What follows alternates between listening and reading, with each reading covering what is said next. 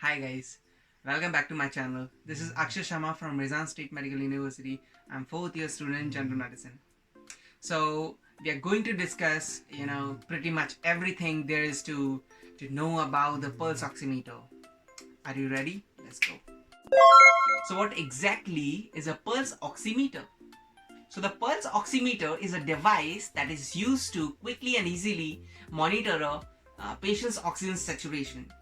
That means like it can measure the level of oxygen within the blood, especially in the arterial blood, without using any invasive means. So it's typically a small portable device, that clips onto the finger and providing a reading within the seconds, like this. And in addition to monitoring the oxygen saturation, the device provides a heart rate measurement, as well as the arterial blood flow to the part of the body from the heart. Flashes with the oxygen where it diffuses to the surrounding tissue and cells.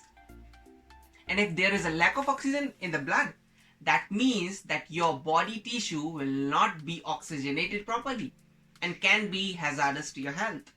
And this can be an indication for serious, and that's why it's so important to use a pulse oximeter by the respiratory therapist as well as the healthcare professionals. Use this portable device to constantly monitoring the patient's oxygenation level and the heart rates. And the vital sign reading helps provide with a better understanding of the patient's overall cardiopulmonary status, and in some cases it's also recommended that the patient with the cardiopulmonary problems keep their own pulse oximeter at home. So how it works, that is the main question. Pulse oximeter works as very simple but brilliant principle. So basically the pulse oximeter shines a light through the finger, and by doing so it can measure the amount of oxygen that at your blood, the blood absorbs the light, and there is a distinct difference between that wavelength that goes through the oxygenated and deoxygenated blood. The finger clip of the pulse oximeter consists of a transmitting light, that light source, that it has a broad spectrum of light, and on the other side there is a receiver that measure the amount of light passes through the finger. So the device has reference curves that saved into the memory, and it uses is a way to calibrate the incoming readings, and to memorize, then help to increase the precision of the result. So when I say it measures the saturation of oxygen in the blood, I am of course talking about the arterial blood more precisely. It measures the amount of oxygen that being carried out by the hemoglobin. This reading known as SpO2. So the primary function of the pulse oximeter is to measure the oxygen saturation, and by doing so, heart rate is automatically calculated alongside of the percentage of oxygen.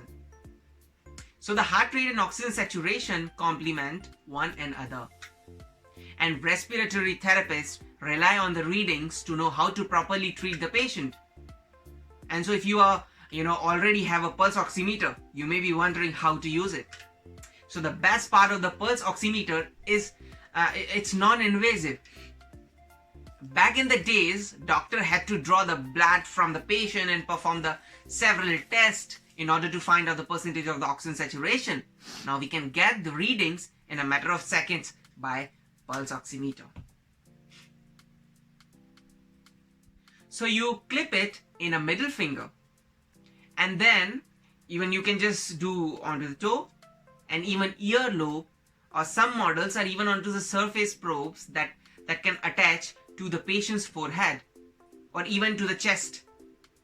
Once the device attach and turn on, it will provide you with readings in a matter of seconds. But get reliable, realistic readings, you should try to minimize the patient's movement as much as possible.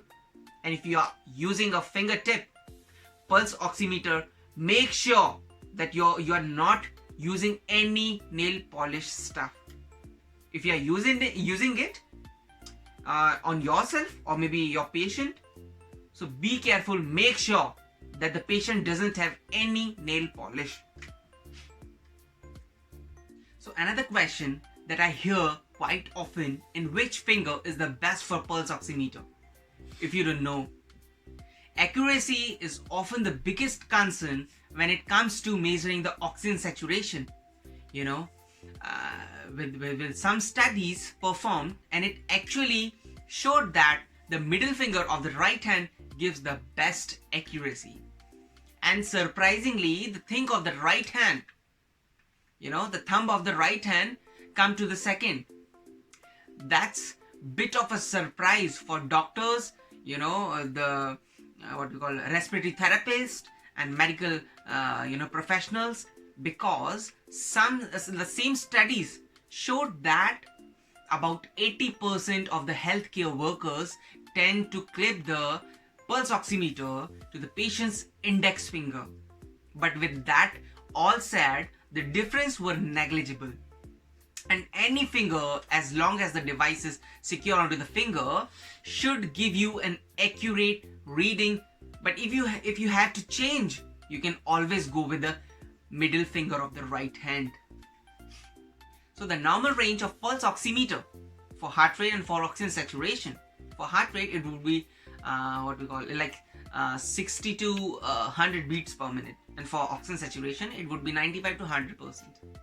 So keep in mind that the normal values for average adults, these ranges differ depending on your age. So that means your normal range should be differ than the someone else normal range, depending on how old you are. And while the normal range for oxygen saturation is 95 to 100%, the level isn't considered to be dangerously low until it drops below 90%.